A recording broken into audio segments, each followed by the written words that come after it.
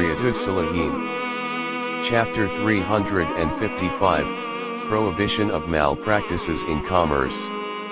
Anas bin Malik, may Allah be pleased with him, said, the Messenger of Allah peace be upon him forbade that a person in the city should make a deal on behalf of a villager on commission even if he is his real brother. Reported in Sahih al-Bukhari and Muslim. Commentary: Al-Hatter means one who lives in the city, while al-Badi means a villager or a desert dweller. He should not make a deal here signifies that the urbanite should not go to the villager, and propose to him leave his goods with him for sale, and he would send him the sale proceeds of the goods piecemeal as they sell. In the opinion of some ulama, this is prohibited if the merchandise is valuable, and the villager is not aware of its real worth and the urbanite wants to exploit his ignorance. But, on the contrary, if the proposal is for the welfare of the villager, and the urbanite merely wants the owner to receive its due price, then the offer is admissible. The first proposition is prohibited because that will cause a loss to the villager, the second is permissible as it is a well-meaning offer. A person in the city should not make a deal on behalf of a villager has been interpreted by Abdullah bin Abbas, may Allah be pleased with them, to mean that he should not work as a broker for a villager, because in that case he will be interested to sell it on a higher price in order to have a better commission in the deal, which will unnecessarily raise its cost.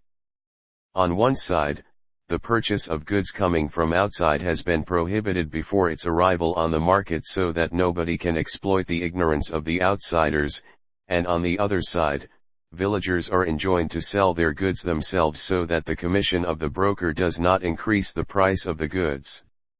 If an urbanite sells the merchandise of any villager on a fair price without charging any commission, then this is permissible, as is confirmed by a hadith. If the people living in cities charge each other commission on the purchase or sale of their goods, this is permissible. Ibn Umar, may Allah be pleased with them, said, the Messenger of Allah peace be upon him said, do not meet the merchandise till they arrive in the market. Reported in Sahih al-Bukhari and Muslim. Commentary: do not meet the merchandise signifies do not meet trade caravans in transit. The purpose being that those who bring food grains from villages, should not suffer any loss because of their ignorance of the market conditions. But if someone does it with a good intention, then this is permissible.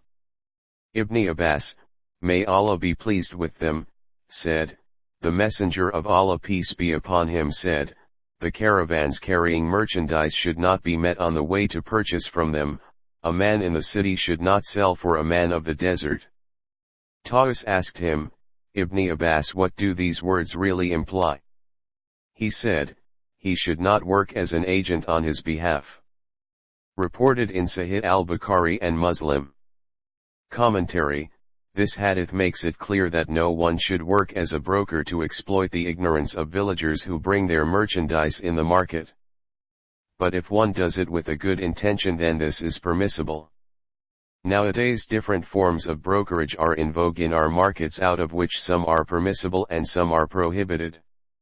Abu Huraira, may Allah be pleased with him, said, the Messenger of Allah peace be upon him forbade that a man in the city should be the commission agent of a man from the desert, and prohibited the practice of najsh, i.e., offering a high price for something in order to allure another customer who is interested in the thing, and that a man should make an offer while the offer of his brother is pending, or that he should make a proposal of marriage while that of his brother is pending, or that a woman should try that a sister of hers might be divorced so that she might take her place.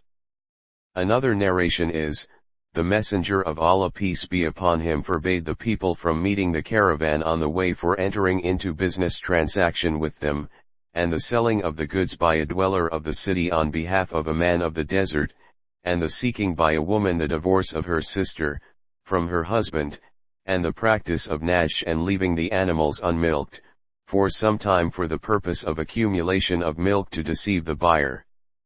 Reported in Sahih al-Bukhari and Muslim. Commentary: Litakfa ma fi inaha means that whatever is in her vessel is overturned. This is a figurative expression meaning she would marry her Muslim sister's husband when he divorces her present wife. Leaving the animals unmilked means that a saleable cattle is not milked for 2 or 3 times to create an impression that the cattle is rich in milk, which is not the true case. This is also prohibited. Other points mentioned in this hadith have been discussed earlier. Ibn Umar, may Allah be pleased with them, said, the Messenger of Allah peace be upon him said, a person should not enter into a transaction when his Muslim brother has already negotiated, nor should he make a proposal of marriage when that of his brother is pending, except with the permission of the latter. Reported in Sahih al-Bukhari and Muslim. Commentary: we learn from this hadith that if a man knows that such and such person has asked some woman for marriage, and she has accepted the proposal, then he should not make an offer of marriage to her. But if the matter has ended and the first proposal permits him to try his luck, then he can make a proposal to her for marriage. On the same analogy, it is prohibited for a woman to send a proposal of marriage to a man with whom some woman is already negotiating or has already negotiated.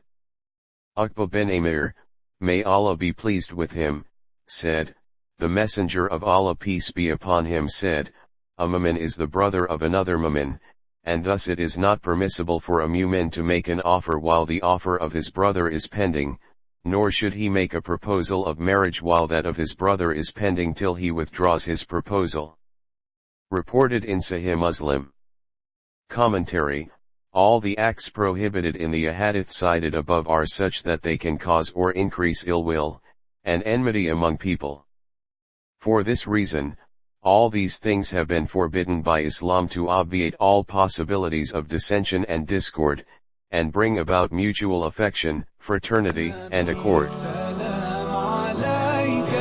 يا رسول سلام عليك يا حبيب سلام عليك صلوات الله عليك